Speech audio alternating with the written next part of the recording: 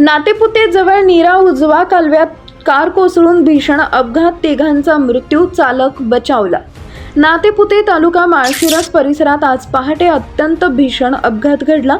जुन्या पालखी महामार्गावरील नीरा उजवा कालव्याच्या पुलावरून एक कार थेट कालव्यात कोसळल्यानं तिघांचा दुर्दैवी मृत्यू झाला असून चालक मात्र थोडक्यात बचावला आहे.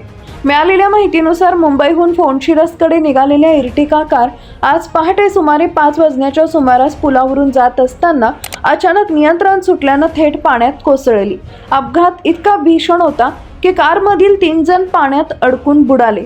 या दुर्घटनेत चालक सुनील टिळेकर हे बचावले असले तरी त्यांच्या पत्नी प्रीती टिळेकर तसेच सासू सासरे हनुमंत व मंजू पठार यांचा मृत्यू झालाय. या घटनेमुळे परिसरात हळहळ व्यक्त केली जाते. अपघाताची माहिती मिळताच स्थानिक नागरिक, पोलीस व बचाव पथके तातडीनं घटनास्थळी दाखल झाले.